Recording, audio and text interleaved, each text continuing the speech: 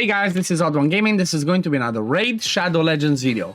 Today's video is going to be a pretty fun one because, well, I'm back with another solo, I guess comp, we should call it, when it comes to the Cursed City, okay? And before I jump into it, I want to give a massive shout out to Cold Brew Gaming, okay? I did not come up with this idea myself. I saw Cold Brew release a video on this one. It looked pretty interesting.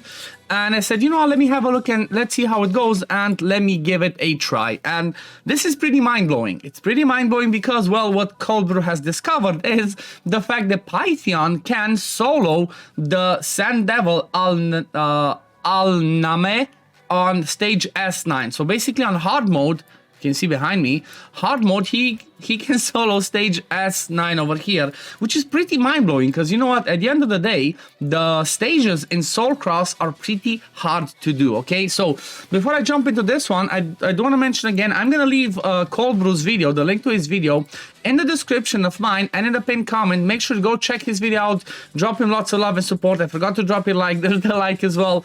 And yeah, make sure to check this one out because he has a little bit of a different way that he has done it. I basically saw a little bit, you know, I skimmed through it.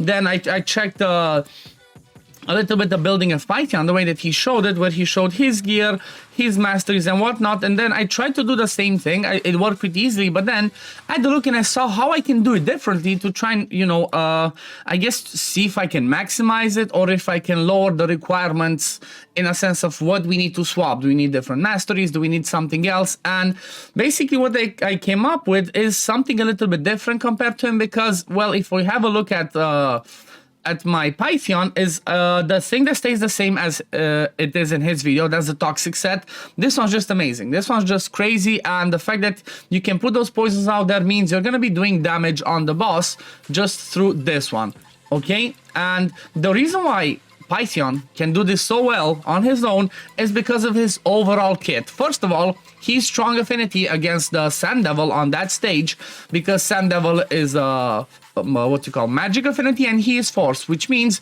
he will never be able to get crit, okay? That's gonna make it reliable enough from that point of view because he can never get crit. But then secondly, he has a pretty good kit that keeps him alive, okay? First thing he has on the A1, he hits 2 times and heals the allies with the lowest HP by 5% of this champion's max HP.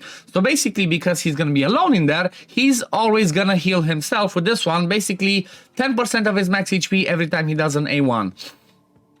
Then on the A2, he does a cleanse and then heals himself by 10% of the max HP and then an extra 5% for each debuff removed. And because the boss puts 2 debuffs on his A1, if you have 1 or 2 of them, he's always going to heal himself, then give himself this block debuff buff for 2 turns. This debuff is going to be really helpful because of his passive. Allies receive 5% as damage from skills for each buff on them. Stacks up to 25%. So basically, just by having the block debuffs means we're going to take 5% extra, 5% less damage. But at the same time, one thing that I thought of just as soon as I looked at his, as soon as I saw the solo, but also Cold Brew had it as well, is using a blood shield ring, okay? So, or amulet, or banner, or whatever blood shield accessories you have, because this one puts a baby shield on as well, which also counts as a buff, okay? That's what's really important. If you can have 1 or 2 on Python at the same time, that's gonna mitigate more of the damage. Then when it comes to the toxic set, honestly, it's not godly, but it's pretty good. Like, I have a 5-star weapon, has speed and HP, so most of you are going to want to have as much HP as you can because obviously he's going to heal himself based on his HP. So I have speed with HP on this one. Then on the helmet, I have speed with HP again, crit rate and crit damage. Honestly, they don't do anything for me in this fight. If I could have something else instead of this, that would be even better. Then when it comes to the shield, I have HP %, defense %, speed, and crit damage. So this one's a pretty decent one, but again, I had low rolls on this one, not the best, not fully maxed out, could have been better. Then I went with an HP % gauntlet that again had speed, flat HP, defense %, again, crit damage does nothing for us. On the chest, I do have a pretty strong chest that has HP %, speed, defense %, and I guess some attack %, but again, attack % accuracy are not going to be doing as much because landing debuffs from sets does not require you to have accuracy, okay? You can have 0 accuracy and the chance is still going to be the same, 75% 50% chance to place it. And then on the boot, I have a speed boot that has defense percent, some flat HP, accuracy, and crit rate again. So not the best gear in the world. The ring as well, my Bloodshed accessory, you can see it's definitely pretty bad. It's like, okay, it has flat HP, but then you roll double attack percent, double flat attack. It's not the best. I did have HP and defense percent through some glyphs on. That helps me. Then on the amulet, I kept the same amulet that I had on him for Arena. And then on the banner, same thing. I have a HP with HP percent, flat defense, defense percent, speed. Again, it's not God tier gear. So the difference between what I'm using to compare to what Cobra has is, instead of using Toxic Set with Defiant, which helps with some damage mitigation, I'm using Immortal instead. Because the reason for that is, well, my Defiant gear sucks. I have no good enough Defiant gear, and I just had to go the other route of using Immortal instead, and it still worked. But the other thing that I did as a little bit of a change compared to Cold Brew is I tried to have a look at Masteries and see, can I do it with basically the same Masteries that I would have on him for the sake of Arena? Because like for Arena, you might want Timely Intervention, or if you have a 6-star, you might go Fearsome Presence. If you have 6-star Awakening and you have, Polymorph.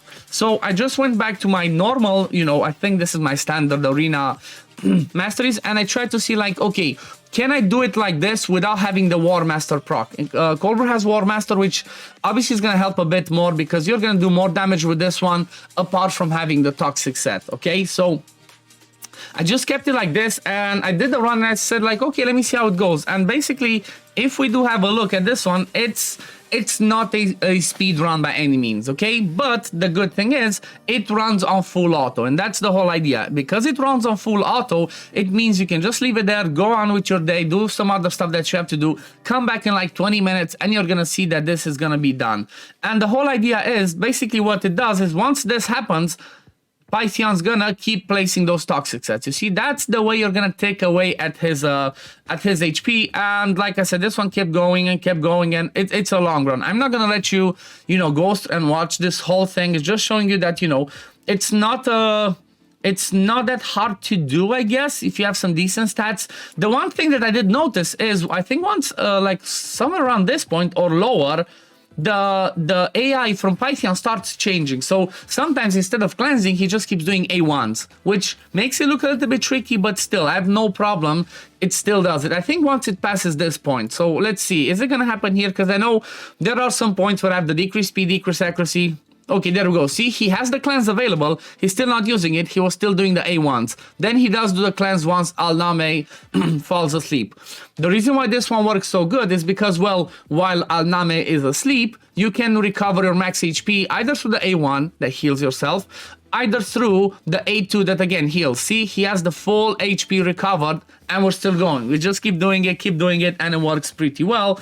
And then if I move it over towards the end, you're gonna see that it took me like, what, 21 minutes and 15 seconds, I think, 20 seconds, something like that. Again, see those counterattacks, keep healing, keep landing those toxics, and boom, the boss is dead. Again, took me 21 minutes and 20 seconds, but it was full auto. I only had to do it once, and then I move on with my day. One other thing that I want to mention that's extremely important is, well, basically you have these masteries which are really good for Arena, but the things that are extremely helpful are Shadow Heal, okay, because every time the boss wakes up and does his, I think it's the A2 or A3, whatever, the one that cleanses all the debuffs, he heals. And basically when that happens, Pythion will heal as well because of the Shadow Heal. At the same time, having Blast Proof helps you because you take less AoE damage. The boss only does AoE hits. Then Delay Death is extremely helpful because this one, again, stacks up to 6% damage mitigation.